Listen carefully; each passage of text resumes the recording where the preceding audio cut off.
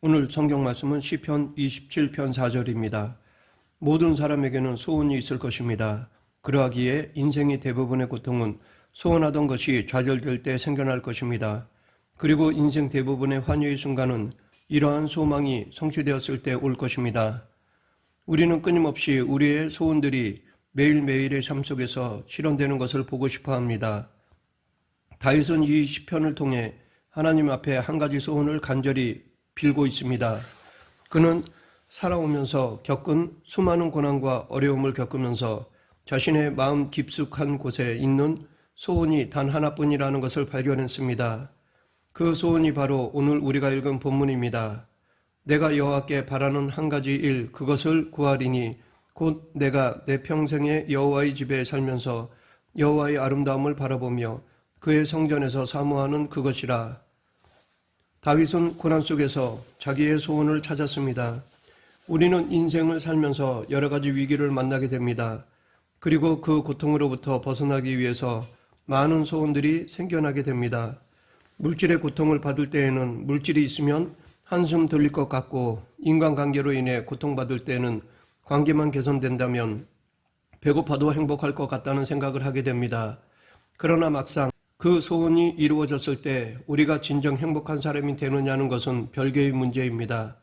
그러하기에 여기서 우리는 과연 우리를 진정으로 행복하게 할 수 있는 소원은 무엇일까를 생각해 볼 수 있습니다. 다윗은 우리가 알고 있듯이 그의 인생에서 많은 고난을 겪었습니다. 원수의 박해, 사랑하는 사람들로부터의 배신, 가난, 외로움 등을 수많은 고난을 겪었습니다. 그럴 때마다 그에게는 적지 않은 소원이 있었을 것입니다. 그러나 그러한 가운데서도 그는 이전에 하나님을 인격적으로 깊이 만났을 때 품었던 마음의 소원이 진정 자기가 바라는 것임을 알게 되었습니다. 그 소원은 여호와의 이름을 앙망하는 것이었습니다. 다윗은 하나님의 이름을 여호와라고 표현하였습니다. 이 여호와라는 이름은 언약 백성에게 계시된 하나님의 이름입니다. 이것은 하나님의 본명이라고 할 수 있습니다. 고난 속에서 찾은 이 다윗의 소원은 이 여호와의 아름다움을 앙망하는 것이었습니다. 하나님의 아름다움, 즉 자기와 언약을 맺으시고 자신을 창조하시고 온 우주 만물을 다스리시는 하나님의 아름다움을 앙망하는 것이 그의 소원이었습니다. 인생에서 겪는 고난은 때때로 우리가 진정으로 앙망해야 할 것이 무엇인지를 알게 해줍니다. 왜냐하면 이 고난을 통해 신앙의 본질로 돌아가기 때문입니다. 즉 하나님 앞에 기도하면 할수록 자신이 하나님 앞에 절실하게 필요하다고 간구했던 것이 사실은 중요한 것이 아니라는 사실을 알게 됩니다. 무엇보다도 우리는 우리 자신이 하나님과의 관계로부터 멀리 떠났다는 것을 알게 됩니다. 그러하기에 신앙의 본질로 돌아가고자 하는 소원이 생기는 것입니다. 신앙의 본질은 바로 하나님을 앙망하며 사는 것입니다. 우리 인간이 죄로 말미암아 타락했을 때 잃어버린 것 중에 하나가 바로 하나님을 바라볼 수 있는 영적인 시각입니다. 그로 인해 우리는 하나님이 끊임없이 우리를 부르셔도 하나님의 살아계심을 느낄 수 없는 무감각한 영혼이 되었습니다. 그러나 예수 그리스도로 말미암아 중생한 신자에게는 하나님의 아름다움을 지각할 수 있는 능력이 있습니다. 이것은 중생과 함께 생겨나는 새로운 능력입니다. 그런데 이렇게 하나님의 아름다움을 감지하는 능력은 중생과 함께 생겨나지만 계속해서 그 감각이 지속되는 것은 아닙니다.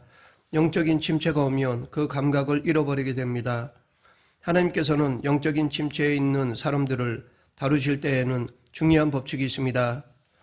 지식이 적은 사람일수록 영적인 침체에서 쉽게 벗어날 수 있고, 주님을 깊이 만나지 않은 사람일수록 회복이 빠르다는 것입니다. 반면에 은혜를 많이 받고 하나님의 아름다움을 많이 발견한 사람은 영적 침체에서 헤어나오기가 쉽지 않습니다. 여기에는 하나님의 공의적인 심판의 측면이 있습니다. 하나님께서는 은혜를 조금 받은 사람에게는 조금만 요구하십니다. 그러나 많이 받은 사람에게는 많이 요구하십니다. 오늘 본문에서 하나님의 아름다움을 앙망한다 라는 말의 의미는 하나님께서는 당신 자신은 보이지 않고 만질 수 없는 분이지만 사람이 하나님을 보고 알 수 있도록 허락하십니다. 그것을 가리켜 우리는 계시라고 합니다. 이것은 다양한 방법으로 나타납니다. 하나님께서 당신 자신의 살아계심과 성품을 보여주시는 모든 것들 가운데 가장 농도가 짙은 것이 성경입니다. 그렇기 때문에 하나님을 사랑하게 될 때 그 사람은 하나님의 말씀에 대한 사랑과 감각과 미각에 사로잡혀 일상생활 속에서 하나님의 아름다움을 발견합니다. 그런데 이런 감각을 잃어버리면 그가 이전에 크신 하나님을 만났다 할지라도 오늘을 살아가는데 그것이 도움이 되지 않습니다. 실제로 다윗이 우리아의 아내를 범했을 때 은혜로부터 멀어지고 하나님의 사랑으로부터 멀어졌습니다. 인간이 하나님의 은혜로 멀어지게 될 때 죄에 가까이 다가가게 되는 것입니다. 이전에 하나님의 아름다움을 발견하게 해주었던 율법에 대한 감각, 아름다운 자연 세계에 대한 감각, 과거 자신의 삶에 대한 감각, 모든 영적인 감각이 뭉개져 버립니다. 아무리 이전에 주님을 깊이 만났다 할지라도 죽을 때까지 영혼의 침체에서 회복되지 못할 수도 있습니다. 영혼이 고갈 상태에 있을 때 과거에 받은 은혜가 많으면 많을수록 오히려 영혼의 침체의 깊이는 깊습니다. 그렇기 때문에 수없이 받은 은혜와 말씀에도 불구하고 그 안에 죽지 않고 살아남은 죄가 두려운 것입니다. 그럼에도 우리는 왜 그러한 감각들이 사라졌는데 아무런 문제가 없는 것처럼 살아가는 것일까요? 내용상으로 볼 때 다윗의 초창기의 시라고 여겨지지 않습니다. 왜냐하면 대적과 원수라는 이야기들이 많이 나오고 주의 얼굴을 숨기지 말고 당신이 노하심으로 나를 버리지 말아달라고 고백하고 있기 때문입니다. 이런 내용으로 볼 때 아마도 이 시편은 다윗이 왕이 된 이후에 쓴 시라고 생각됩니다. 우리에게 다가오는 많은 시련과 고난은 우리 자신 안에 가장 소중한 것이 무엇인지 알 수 있게 해줍니다. 그래서 하나님께서는 우리에게 언제나 형통한 것을 주시지 않으시고 적절한 때에 시련과 고통도 주시고 가장 사랑했던 사람에게 배신을 경험하기도 하십니다. 이렇게 하심으로 우리가 마땅히 유지해야 할 그리스도인으로서의 궁극적인 소원을 저버리지 않도록 우리의 마음을 일깨우시고 또 일깨우십니다. 이 세상에서 만나는 좌절과 고통은 새로운 하나님의 섭리로 해석하게 되면 이것은 우리의 마음이 이 세상에 붙어있지 못하도록 훈계하시는 하나님의 큰 은혜이며 하나님께서 우리를 이 세상에 버려두지 않으셨다는 사실을 확인하게 되는 것입니다. 문제는 그것을 받아들이는 믿음이 있느냐에 따라 해석을 달리하게 된다는 것입니다. 믿음이 있으면 고통 속에 숨겨진 하나님의 깊은 사랑을 알게 됩니다. 다윗은 인간의 모든 영화와 부귀를 누리고 영고 성쇠를 경험한 사람이었습니다. 그런 사람이 시편을 통해 많은 시련과 고난의 계곡을 지나면서 마지막으로 자기에게 남아있는 소원을 이야기하고 있습니다. 그 소원은 여호와의 아름다움을 바라는 것이었습니다. 하나님은 창조주 하나님이시면서 동시에 구속주 하나님이십니다. 칼빈은 이 창조주 하나님에 대한 지식과 구속주 하나님에 대한 지식을 이중의 신지식이라고 불렀습니다. 하나님께서는 창조를 먼저 하시고 나중에 구속하셨습니다. 그러나 하나님을 알 때에는 구속하신 하나님을 통해서 창조하신 하나님을 보게 됩니다. 즉 예수 그리스도를 통해서 하나님이 창조하신 세계를 볼 때 주님의 영광스러운 빛이 온 세상을 비추고 있다는 것을 알게 됩니다. 그러면 다윗이 고난 속에서 찾아온 소원은 무엇일까요? 첫 번째는 하나님의 아름다움을 바라는 것이고 두 번째는 하나님을 사모하는 것이었습니다. 종기와 건강을 잃는다 해도 그가 잃어버리고 싶지 않은 한 가지는 좋으신 하나님을 마음껏 사랑하는 것이었습니다. 우리의 인생을 가만히 되돌아보면 우리의 인생에 문제가 생겼을 때 그 문제가 해결되는 것은 하나님이 어떤 분인지를 알게 되었을 때입니다. 칼빈이 제네바에서 사역을 할 때 회심치 않은 교인들로 인해 그는 많은 고난을 받았습니다. 구제사역과 목회와 수많은 신학적 논쟁을 위해 애쓰는 칼빈을 사람들은 비난했습니다. 온갖 고초를 겪은 칼빈은 이렇게 말했습니다. 인간은 인간일 뿐이다. 하나님의 큰 주권 속에서 인생에 일어나는 좋고 나쁜 모든 일들은 하나님께 영광을 돌리려고 일어나는 일이다. 나의 소원은 오직 주께 있다. 현실은 요동할지라도 하나님을 아는 지식이 우리에게 비추이면 고난을 통해서는 주님을 붙들게 되고 평온한 환경을 통해서는 하나님의 사랑이 교회를 이끄신다는 것을 알게 됩니다. 그러나 만약에 모든 것을 갖고 있다 할지라도 참된 지식의 빛이 없다면 역경 속에서 하나님을 떠날 것이고 순탄한 환경 속에서는 자기 힘을 믿고 하나님을 버릴 것입니다. 그러하기에 그 아름다움을 끊임없이 발견할 때에야 비로소 나 같은 인간을 부르셔서 당신을 사랑하라고 부르시는 것이 얼마나 큰 영광인지 깨닫게 됩니다. 계속해서 다윗은 어디에서 여호와를 앙망하고 싶다고 고백하고 있습니까? 바로 여호와의 전입니다. 이것은 다음 두 가지 사실을 의미합니다. 첫째는 하나님의 집의 기능이 무엇인가를 보여줍니다. 다윗 시대에는 아름다운 성전이 있지 않았습니다. 성막이 있었습니다.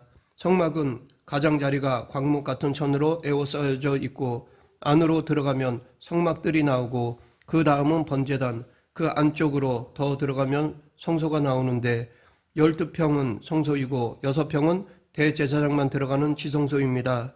그런데 그 지붕은 물돼지 가죽으로 되어 있었습니다. 그것이 햇빛에 그을고 비를 맞고 마르기를 반복하면서 아마도 오래 사용한 가죽 가방처럼 되었을 것입니다.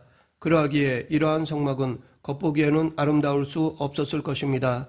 게다가 다윗은 한 나라의 왕이었기에 자신이 살던 왕궁에 비하면 성막은 정말 보잘것없는 곳이었습니다. 그럼에도 다윗은 성막을 아름답다고 하였습니다. 그렇다면 과연 다윗이 성막 안에서 발견한 그 아름다움은 무엇이었을까요? 그것은 바로 성막 안에서 이루어진 제사였습니다.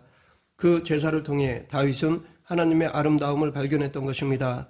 성소에서 양이 번제단에서 불 붙을 때 죄에 대해 진노하시는 하나님의 공의로운 성품을 보며 그는 자신의 죄를 용서해 주시는 하나님의 사랑을 발견했던 것입니다. 눈으로 보이는 금빛 도구 때문이 아니라 제사를 통해서 나타나는 하나님과 이스라엘 백성과의 관계에서 계시되는 하나님의 성품들을 보면서 하나님의 아름다움을 발견했던 것입니다. 여기서 우리가 깨닫게 되는 것은 교회의 가장 중요한 직무는 사람들이 교회에 왔을 때 외관을 보고 감동하는 것이 아니라 하나님의 말씀을 통해서 그리스도를 보여주는 것이라는 것입니다. 교회가 정말로 보여줘야 할 것은 하나님의 성품의 아름다움을 볼 수 있게 해주는 것입니다. 둘째는 하나님을 알매에 있어서 공동체적 성격을 보여줍니다. 혼자 하나님을 알아가는 것이 아니라 함께 하나님을 알아가는 것입니다. 우리에게 예수님을 잘 믿어야지 하고 도전받게 해주는 것 중에 하나는 아마도 그리스도인이 하나님 말씀에 감동을 받으면서 예수님을 믿으며 행복해하는 모습을 볼 때일 것입니다. 그래서 하나님은 당신의 아름다움을 나에게만 알려주시지 않고 교회에서 보여주십니다. 주님을 깊이 만나고 그 주님의 아름다움을 발견하는 만큼 그리스도인들의 영혼이 얼마나 소중하고 아름다운지를 알게 되어 그를 사랑하게 됩니다. 그리고 그와 함께합니다. 이렇게 이루어진 것이 교회입니다. 말씀을 맺겠습니다. 우리의 소원도 다윗처럼 이랬으면 좋겠습니다. 세상적인 것으로 소원을 채우는 것이 아니라 평생에 여호와의 집에 살면서 여호와의 아름다움을 바라보며 그의 성전에서 사모하는 것이 우리의 소원이 되었으면 합니다. 우리도 다윗처럼 하나님의 아름다움을 바라보며 예수 그리스도를 사모하는 성도가 되길 간절히 축원합니다. 기도하겠습니다. 생사와 화복을 주관하시는 하나님 아버지, 세상의 부귀영화가 아니라 하나님의 고귀하고 아름다움을 바라보며 그것을 앙망하는 성도가 되게 하여 주시옵소서. 예수님 이름으로 기도드립니다. 아멘.